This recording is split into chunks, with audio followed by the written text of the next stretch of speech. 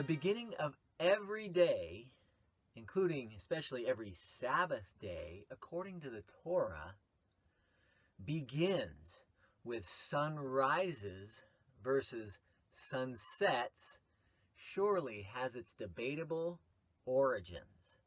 But with common knowledge of history and modern times, I think all Torah-observant believers, sincere ones, should ask some very sincere questions. For example, why? Why have sun worshippers of sun deities always prioritize the sunrise for their worship of those deities? And you can see this in archaeology with all the statues usually pointing towards the sunrises, and including the Sphinx, the big pyramid in Egypt, the one that looks like a cat and it's got the head like a pharaoh in Egypt, always pointing to the sunrise. In fact, on the two equinoxes, it points directly to the sunrises. And in the summertime, it'll veer as far as 28 degrees to the north on the summer solstice, and as far as 28 degrees to the south on the winter solstice, of course, in the northern hemisphere and looking towards the east, not towards the west. And these deities, are there any out there that point toward the sunrises? Are there sunsets? If there are, it's a very vast minority, of course. And how about Roman Catholic Easter Sunday worship? And here, where did they get that influence from? Sunrise Easter Sunday morning, and then there's also Sunday worship of mainstream Christianity.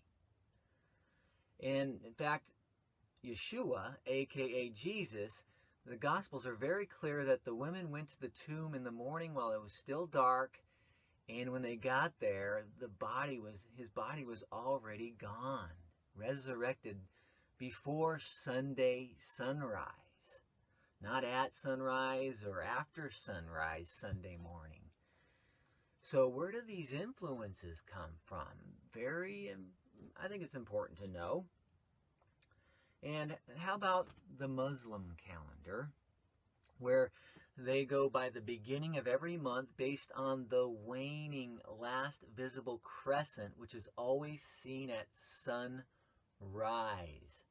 On the sun rises, before that crescent disappears and becomes what's called also a dark moon, a black moon, molad, up to 3 days. Interesting, on the third day, usually, and up to 72 hours later from when it disappears, that crescent from the invisible conjunction to the visible conjunction, when it reappears at sunsets only.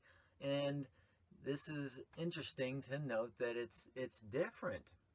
And of course, the Muslim calendar, when they do their fasting and their days begin at sunrise, like Ramadan. They go from sunrise to sunset as their fast days. And so why? Where did that come? What are the origins of that? Maybe that should be researched with some Google searching and look at some credible sources. And compare that to the Second Temple. Jewish, Hebrew, first calendar. What calendar did they go by? The Sanhedrin in Jerusalem. Yerushalayim, as we say, pronouncing in Hebrew. Well, we can see the beginning of the month started with the first visible crescent, explicit, that we can see from Josephus, from Philo, from even the son of Gamaliel, one of the leading rabbis in the Sanhedrin of the first century CE. We have some records that have been preserved, and a lot of calendar debates, and for that matter, amongst Judaism for 2,000 years, well documented. And so we can see what the calendar was like during the Second Temple period, and Yeshua and his first century followers, aka Jesus, all the major events happened on the Moedim. and the Sabbath based upon the Second Temple reckoning of time. Otherwise, why wouldn't we see any rebuking? If it was important for salvation, the exact timing of the Sabbath, why would he neglect rebuking them? And having all his major events from age 12 all the way on up to his crucifixion in the Gospels, the major events happened on the holy days based upon the Second Temple period. And there's no proof in the Scriptures, in the New Testament, and the New Covenant Brit Hadashah writings, that they deviated from the Sanhedrin's reckoning of time for a weekly Sabbath, we say Shabbats, and also the annual ones. Now, regardless, most of you, or some of you I should say history doesn't make a difference to me. What does the Bible say? What does the Torah say? Okay, well, let's devote this video to the Scriptures primarily. I just wanted to use some history and some questions we should ask on which should be common knowledge, especially regarding sunrise believers as the beginning of every day for the past few centuries.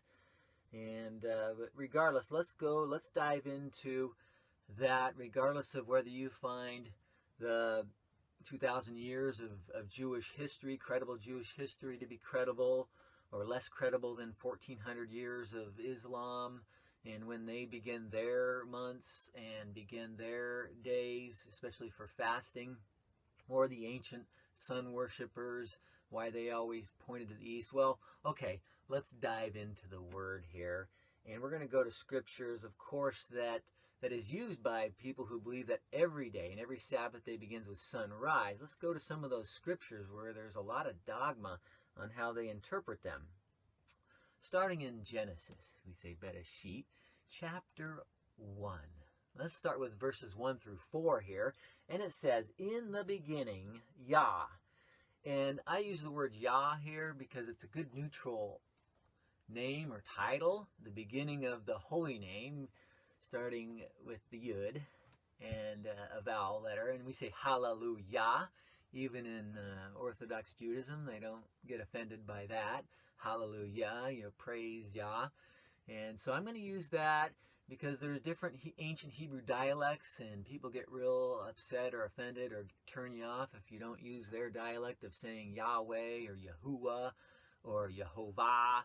And there's quite a few others out there, and I don't want to just pick and isolate everyone else as being wrong. So let's use a neutral one here through the Scriptures here as I'm going through, just to give you a little heads up on why I do that. As it says, "In the beginning, Yah created the heavens and the earth." Created, bara, meaning bringing to existence from nothing, yes. And we don't see the time distance between verses 1 and 2. It doesn't really say anything, but it says the earth was without form and void, the tohu and bohu. And notice here, darkness is mentioned first. Darkness was on the face of the deep, and the Spirit of Yah was hovering over the face of the waters. Then Yah said, "Let there be light." Yes, light. And there was light. Verse 4, "And Yah saw the light, that it was good. And Yah divided the light from the darkness." Now, please carefully examine this visual aid that I have, where we can see just what we read in the first 4 verses so far. It's easier to better visualize what we just read. And we see, notice, darkness pre-existed the light in the text. And a lot of these sunrise, beginning of the day believers, they like to focus on one section here on chronology, and they say, oh, light is before darkness. And light is good, darkness is always evil, they'll always say. But notice how things started in the darkness. Darkness pre-existed the text, and then he separates the darkness from the light. Or the light from the darkness, however you want to word it. And what I propose is chronology of terminology is switched back and forth as we read through here and go to verse 5, of course. We can see here, he says, and Yah created the light. Or he called the light day. And the darkness he called night. And so this is where some will focus and say, look, day is mentioned first, night is mentioned second. So the daylight must come first at the beginning of every day. Well, notice the second half of this verse. We're going to get into that terminology here, and we'll see that there's a mirror image reversal of chronology. It says, so the evening and the morning were the first day. Wow, yes, the evening and the morning were the first day. Now let's look at the key words here. Light being or, we see the Strong's Concordance number there, 216. And day being yom, pronounced, transliterated as, in the Strong's number 3117. We'll cover that more in detail later. Also darkness, choshech, Strong's number 2822. And night can be pronounced a couple different ways. Usually in modern times we say Laila, like Laila Tov, meaning have a good night. And evening is Erev. Strong's number 6153. Morning is Boker. And although there are homonyms within a lot of these words we just read in these verses, there are homonyms, and we'll get into that in defining what a homonym is. A lot of people, a lot of believers don't even know what a homonym is really yet. So we need to really kind of define that in better detail. But first of all, in regard to this text, let's look at the definition of the Hebrew word day, is yom. Is it limited to daylight only? That is as very dogmatically proposed by the beginning of the day sunrise believers who push that doctrine that it's always at sunrise and never at sunset. How can day be translated? Can it be translated different ways? Because he says, and we just read in Genesis, and the light he called day. And they say, okay, the light can only be day, and darkness cannot be called day. Well, let's take a closer look at this Hebrew word for day. The yud, the vav, and the mem is a Hebrew homonym. Same words. The homonym, again, is words that are the same letters, same pronunciation even, and yet can have different meanings, different definitions. So let's look at this. In the Strong's number 3117, we see three different definitions for this word yom. One is literally from sunrise to sunset. Of course, that's the daylight portion only, and there's a lot of scriptures that do say that. You know, we see 40 days and 40 nights. Obviously, the 40 days is referring to daylight only. 40 nights is talking about the nights. There's 3 days and 3 nights. We see Jonah in the belly of the fish. And also, Yeshua says, is there not 12 hours in a day? And people will go to that verse, and I think it's John. Is it John chapter 11, verse 9? And then they'll say, oh, well, you see, a day can only be 12 hours. Well, what about if you're up in the northern hemisphere? Sometimes it's a lot more than 12 hours. And in the wintertime, it's a lot less than 12 hours. In fact, in some places, the sun never sets in the wintertime. And it never rises in the wintertime, I should say. And it never sets in the summertime. And so the daylight can be a lot more than 12 hours. So, yeah, we could take a scripture out of context, and it's still wrong if we take it to its broad interpretation, even in our modern society. Nevertheless, it can literally mean from sunrise to sunset. And there's many scriptures where that's very obvious. And it can also mean, the second interpretation is from sunset to sunset. And that's a second interpretation, and we'll go to some scriptures with that. Or the third interpretation is neither of the above. It can mean figuratively, a space of time defined by an associated term, such as age. We'll see some where the Strong's Concordance uses a while or for a season, but it's the word yom. And we'll look at the context. It's definitely more than 12 or 24 hours by a lot more. And we'll look at some of those coming up here. And so let's go to them. There's three scriptures where this word, I'm going to go to, where this word yom is obviously more than 12 and more than 24 hours. The first one is in Genesis chapter 40 and verse 4. Please turn there with me, or just, you can watch the screen here. I'll quote it here. It says, "And Pharaoh was angry with his two officers, the chief butler and the chief baker." Verse 3, "And he put them in custody in the house of the captain of the guard in prison, the place where Joseph was confined." And we know the story of Joseph being in prison for a number of years. Verse 4, "And the captain of the guard charged Joseph with them, and he served them." So Joseph's serving these two.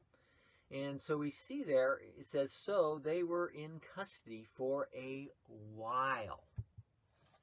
Now you continue in the context, and they have these dreams, and Joseph said, in 3 days this is going to happen to you, and in 3 days this is going to happen to you. More than 24 hours, but that word is yom. That's translated in the New King James for a while. It says for a yom, for a day, if we want to say that in English, but English translators know better, and they see that it's more than a 24-hour period, so they use the third possible interpretation here unanimously in all the translations I've seen. It's the Yud, the Vav, and the Mem. Okay, if that scripture is not good enough to convince you, let's go to Yehoshua, or we say Joshua in modern English, chapter 24, verse 7, and it says, "And they cried out to Yah, and he put darkness between you and the Egyptians, brought the sea upon them and covered them." We know the context of the story, right? "And your eyes saw what I did in Egypt. Then you dwelt in the wilderness for a long yom." That word is day. We could say yom, but the translators say a long time. How long were they in the wilderness? A lot more than 24 hours. Can we agree on that? A lot more than 12 hours. In fact, it ended up being 40 years, right? So we could see that it was a long yom, a long day. Definitely not daylight only. A lot of darknesses were included with their time in the wilderness. I hope we can agree. Okay, a third verse. In case that wasn't enough, here's the third witness for you. In 2 Chronicles 15, chapter 3, or verse 3, it says, "For a long yom," same Strong's Concordance number, 3117, yom, yud, vav, mem, "Israel had been without the true Yah, without a teaching priest, and without Torah."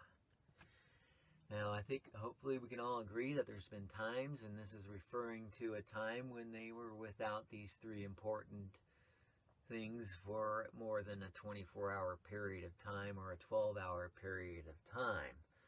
And so hopefully that's convincing enough to show that the word yom is not limited to daylight only. And this is where the dogma is just very bad. And if you study from other teachers who teach the sunrise is the beginning of every day, every Sabbath day especially, you're going to see some bad dogma there. They don't understand homonyms in the scriptures.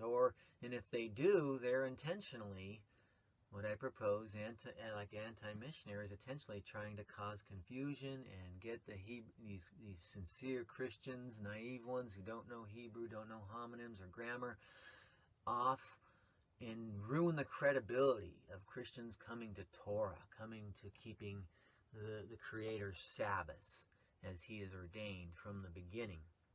Now, how about these two other words? These two other words, evening and morning. Yes, there are homonyms as well, but let's look at them. The Strong's Concordance for evening, the Hebrew word Is the number 6153? Yeah, it can mean dusk. It can mean day. Yes, of course, it can mean day. It can mean evening. It can mean night. It can mean day and it can mean night. Two opposites. Homonym. Same thing with the word morning. Well, the morning is never used for night in the scriptures that's explicit. People might want to interpret that way, but the Hebrew word is boker. And if you talk to any native Hebrew-speaking person in Israel, or even in the diaspora, you say boker tov, that means good morning. If you say that in the PM time periods, as we say in modern times, they're going to look at you like, what? Okay, beginning Hebrew learner, he doesn't know Hebrew, or she doesn't know Hebrew to say boker tov, or maybe got it a little mixed up. They'll understand and not judge you or condemn you, but they'll maybe want to correct you and help you understand. Well, boker is in the morning during the 8 a.m. time periods, and erev tov is in the evening. You know, it can be before sunset or transitioning into darkness and through the darkness period.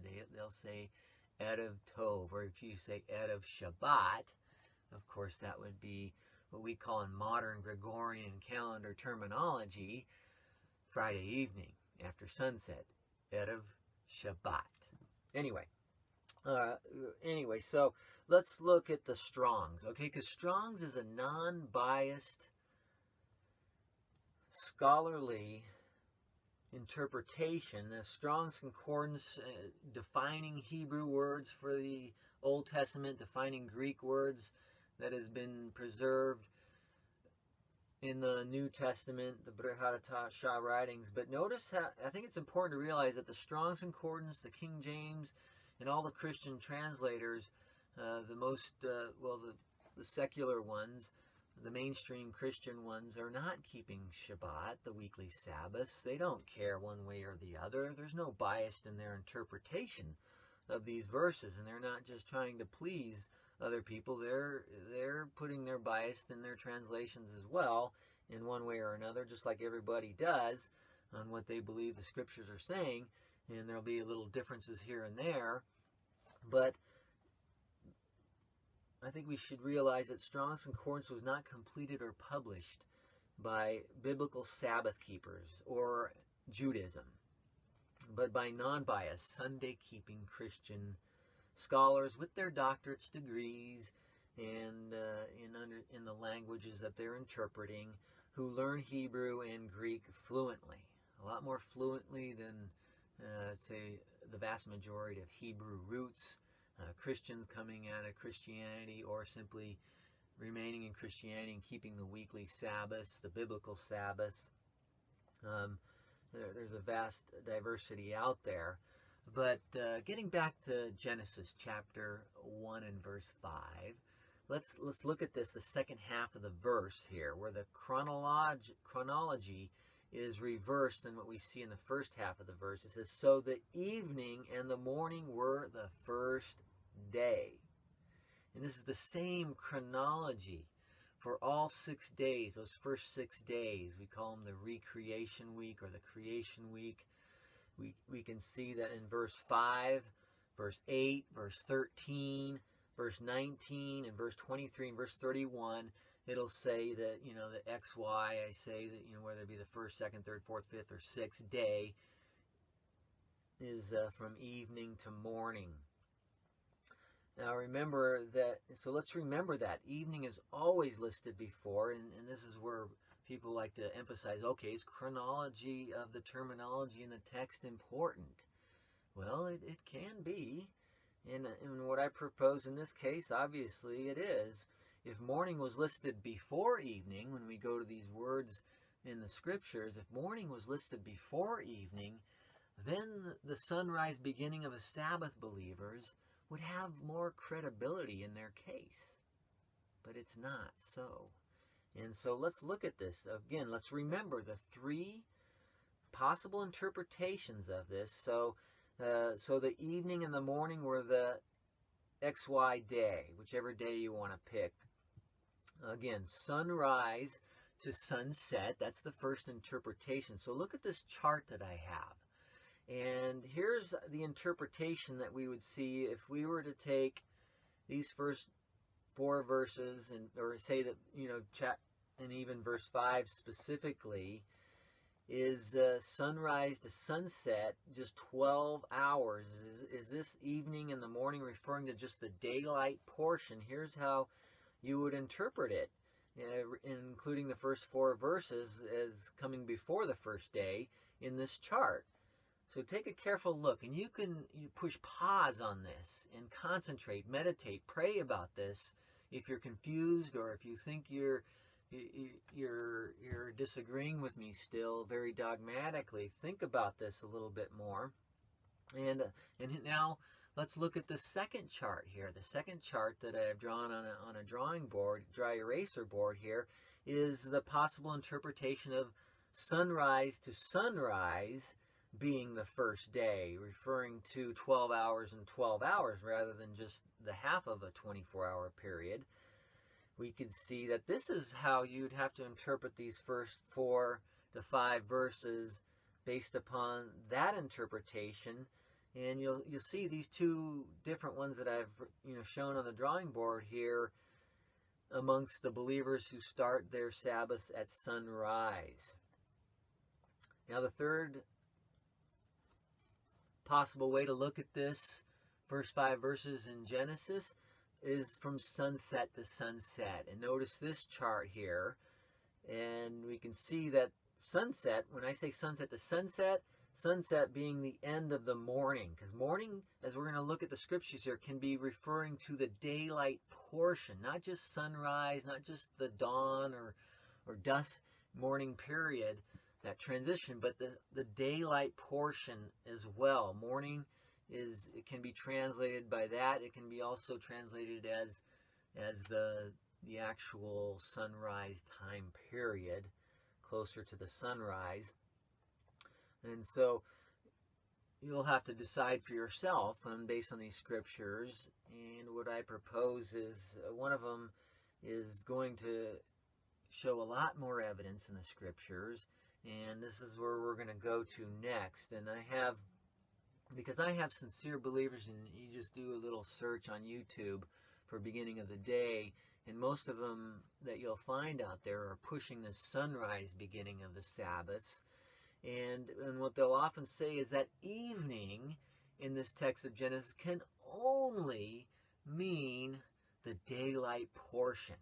That it can never mean the darkness or the dark or the sunset. It can't mean sunset or sundown. And they're very dogmatic, and they'll go to certain scriptures because of the homonym that show their case.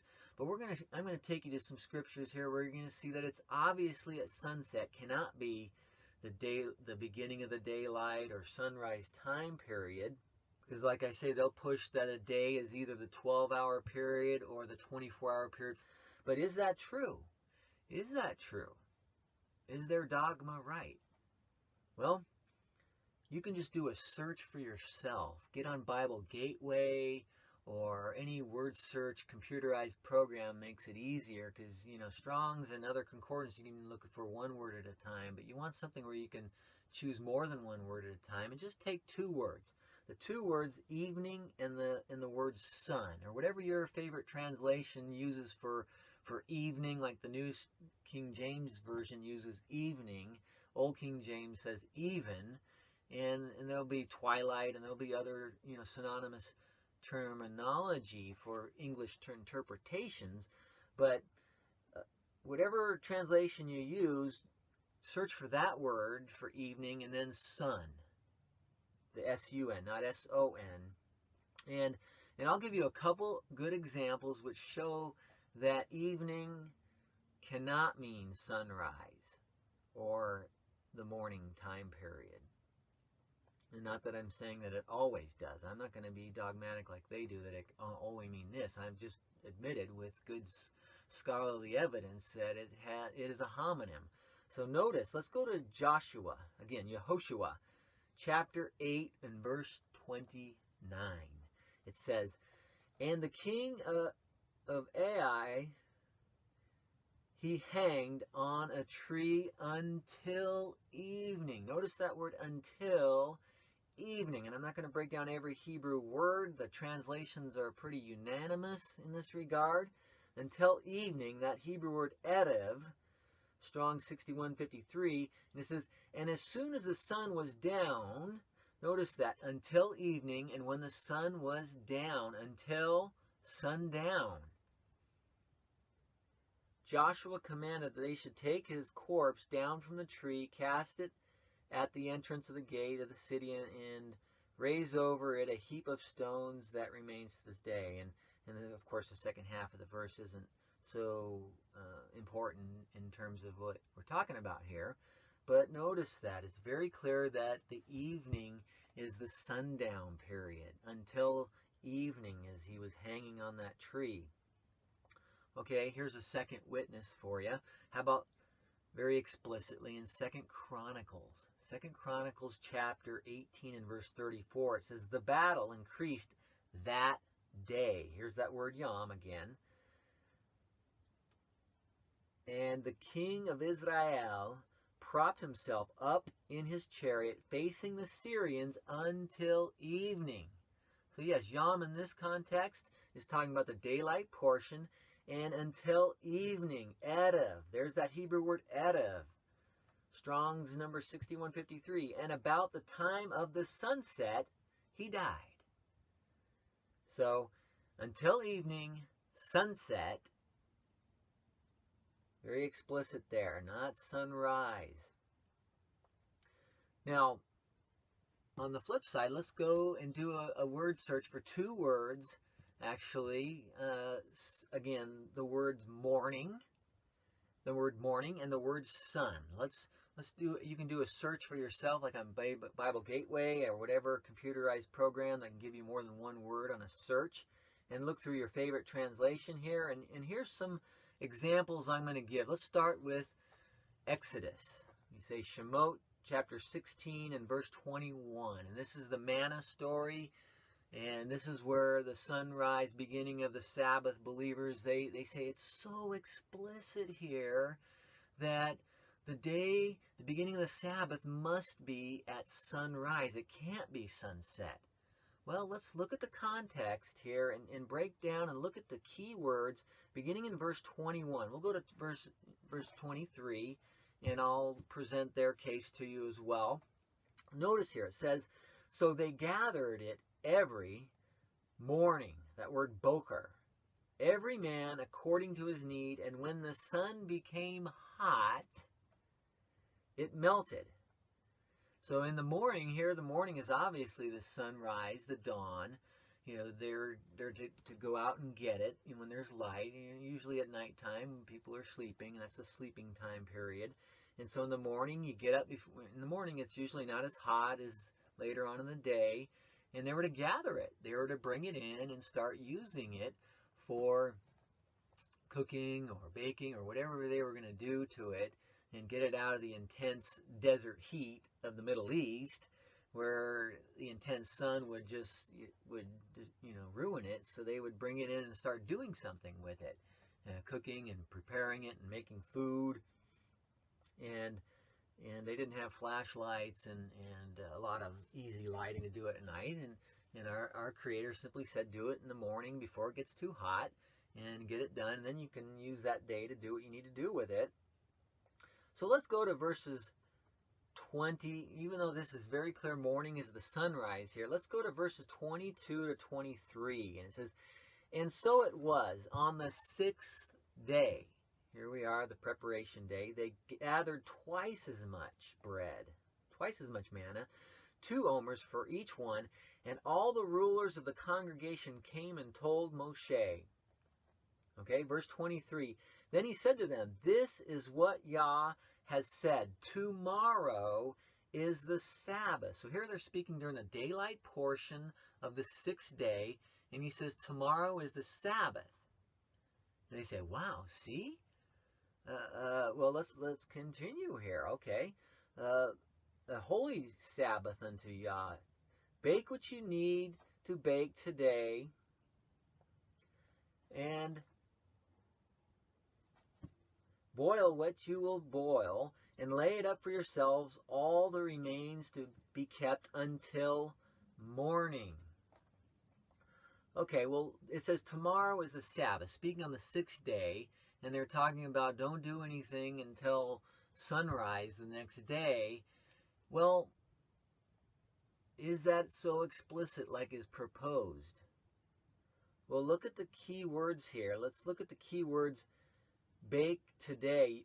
Do what you will, bake. Notice this. You're not to do any baking after the sunset. When it's the 6th day, you're not to do any baking after sunset. The beginning of the Sabbath, right? Why do baking during after sunset on the 6th day?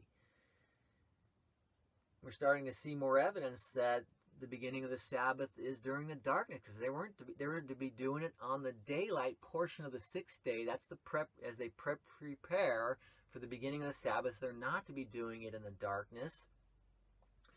And he says it shall be kept until morning. Again, no working during the darkness time period, which is the beginning of the Sabbath. See, of course, there's different ways to look at this, but to me, yeah, why wouldn't he want us to do any baking or cooking during the darkness time period, and to just wait till the morning to start eating it, and do all your labor part during the daylight of the 6th day, not do any labor after the sun sets? Well, there's two reasons. One is because what I propose is the Sabbath begins at sunset, and two, if you eat a lot of carbs at night, and this is what all nutritionists will tell you, cut down on the carbs after around 7 p.m. You eat a lot of carbs at night, your metabolism slows down, and it's at the slowest while you're sleeping. And if you have a lot of carbs in your system, your body fat's going to increase, and you're going to get overweight more easily, and it's harder to lose weight by eating carbs. And I think our Creator had this figured out back then to encourage them to do their eating in the morning and do their work and labor when there's more daylight, and of course not to do it on the Shabbat during the daylight portion, only the daylight portion of the 6th day. And so it should be quite clear that they gathered twice as much to get them through those 2 days, and then what we call Sunday morning in modern terminology would be when they would get the next set of manna. Because they were supposed to eat enough during the Shabbat to get them through the next night and get them till the morning of the first day, obviously. So this manna context isn't as dogmatic as they say and as they proclaim. I hope you can freeze this and look at it, go back and look at these scriptures. But let's go to a second witness I have for you in Judges, chapter 9 and verse 33. It says very clear here, and it shall be as soon as the sun is up, not down, soon as the sun is up in the boker. We have morning here. That you shall rise early and rush upon the city. So here he's talking about the sun is coming up. Morning is very clearly talking about the sunrise. So getting back to Genesis, Bereshit chapter 1 verse 5, and the evening and the morning were the first day. We have morning being sunrise, but it's not just the sunrise. We'll see in these next another verse here, is that it can be during the daylight portion. We see that with the manna, right? It says when it becomes hot, the manna is going to get burned up by the sun. So you want to pick it up in the morning when there's light, not right at sunrise, but you can, of course, and there's nothing wrong with that, but you have until it gets too hot and it gets corrupted out there in an intense Middle Eastern sun. So let's go to a third witness here, 2 Samuel chapter 23 and verse 4. We have, and he shall be like the light of the morning. Notice light, morning, bocher. The light of the morning. When the sun rises, the sun's rising, not going down. Bocher is when the sun is coming up, and when there's light after it's up. So it's not limited to the dawn early transition of darkness to light, but it goes up until there is light. And he says even when there's without clouds, okay? So obviously during the daylight portion, here's some pretty clear evidence here. Again, it's a homonym. I'm not saying every time you see the word on these words in the scriptures, it's going to have the same exact interpretation. This is where context is key. And you look at the context of these verses I've quoted and we've gone to, you can see it's quite clearly it's proposing my conclusion that I am proposing in this video teaching. Now, as additional non-biased New King James translation on this topic, again, they weren't biased towards the biblical Sabbaths in one way or the other when it begins. They weren't keeping them, the authors and the completers and the publishers of Strong's Concordance or the King James versions. So let's look at these non-biased, two Greek words going into English in our modern times here, in modern English here. It says, Mark chapter 1 and in verse 32, at evening, here's the Strong's, the Greek Strong's, number 3798, opsios, or however you pronounce the vowels with that. I'm not a Greek expert in ancient Greek, or modern Greek for that matter, but it's very clear here that it can mean late, afternoon, or nightfall, evening tide. So it's late, or late afternoon, or nightfall. Not only that, in the Strong's, so let's continue in Mark chapter 1, verse 32. It says, when the sun had set. So evening is when the sun had set. They brought to him all who were sick and those who were demon-possessed. Not relevant to this topic, but it's important to notice the first half of that verse. Very clear, evening, even in the Greek, is in the nightfall or the late, you can even be the late afternoon. Mark chapter 16, verse 2. Let's look at the morning here. It says, very early in the morning. Different Greek word here. Strong's number 4404 pronounced something like proi. It says, at dawn, the daybreak watch, early in the morning.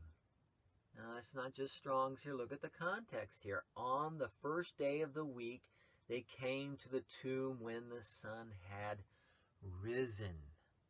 So it's calling morning, even in the Greek, when the sun has risen. Past tense grammar, of course. So should be very obvious. So again, let's go back for just a quick review of Genesis chapter 1 with this knowledge and understanding of homonyms, showing that we can't be too dogmatic about a day only being daylight. We see, and Yah called the light day, and the darkness he called night. So the evening, as we see, it can be nightfall, darkness, and the morning, when the sun's coming up and through the daylight portion, were the first day. The chronology there is pretty clear in that second half of the verse, calling the first day, the second day, third day, fourth day, fifth day, sixth day, always starting with evening. We can see that the scriptures also show that that's during the nighttime darkness period. And if chronology is so important in the first half, where it says, and he saw the light, and in the darkness he called night, they say, well, hey, it starts with light there and day there, so the day must start with light, not darkness. And that's a logical conclusion I could see, but we can see that it's flipped the opposite direction in chronology in that. And notice even the chronology of that being important, why is darkness first? Mentioned in Genesis chapter 1, verses 1 through 5. What is first? Again, according to the chart, always we see darkness, and then he said, let there be light.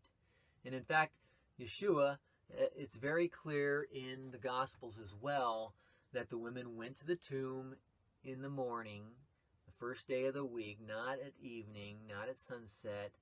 And in Matthew it seems that way, but you go to Mark chapter 16 and verse 1, it's very clear. The first time these women go to the tomb, as I pointed out, is in the morning, not the evening, when the sun was coming up. And he was already gone, but, by the time the sun was up, he was gone. He didn't rise after the sunrise. Another red flag for sunrise worship, Sunday, Easter Sunday, and switching the biblical Sabbath to Sundays. That's more of a pagan origin theology, not found in the New Testament or the Scriptures at all. And I have a $1,000 reward for anyone who can show that from the New Testament, that the Sabbath was moved to Sunday for the Gentiles or anybody. You can just Google search that. And I title it $1,000 Sabbath reward. Nevertheless, here, let's also review that the three different ways that Yom, the word day, is interpreted. So the evening and the morning were the XY day, as I pointed out. Is it sunrise to sunset only? Well, no, it can also be sunrise to the next sunrise, as a lot of people propose and teach on YouTube and in the internet. But with all the evidence I'm showing, and with history to back it up, 2,000 years of credible history of every sect of Judaism that was running the Second Temple, and Yeshua and his Talmudim and his apostles, his emissaries, never rebuked the Second Temple leaders of the timing of their Sabbath. If it was so important for obedience and following our Creator and his example to rest on each Sabbath, to rest because he rested and setting the example for us, then why don't we see any rebuke there? Anyway, like I said, getting away from the history back to common sense here with the Scriptures, and showing, beware of dogma that is proposed out there by these teachers, and beware of just one way of interpreting homonym words and the way people like to interpret it. And if they're too dogmatic and say it can only be translated this way, that should be a red flag. Now, since it's getting long here in this video teaching, I'm going to go to a part 2. We're going to go to Leviticus, the feast day of Yom Kippur, or Day of Atonement. Leviticus chapter 23, verse 27, we'll go to verse 32. And I have more valuable information, because of course the sunrise, beginning of the day believers will present their case from that verse, and I'll present my case, and I don't take it the way people do their Ramadan, that you start your fast at sunrise. I do it from the ancient biblical Hebraic Jewish way that's recorded even by every sect of credible Judaism for 2,000 years. We'll go by that's the interpretation I'm going to show, and if you're not too close-minded or set in your ways, if you're teachable in that regard, then please stay tuned for part 2. And in the meantime, until part 2 comes along, because it takes a long time to record, to prepare the outline, record, and get the editing done, stay tuned. I appreciate your patience. I appreciate your interest and any open mind to really gather all the facts, all the evidence, and be like the Bereans of Acts chapter 17, verses 10 and 11, to search the Scriptures daily. Don't be too set in your ways, and test everyone, even myself. Put it to the test. And so in the meantime, until part 2, Shalom Alechem.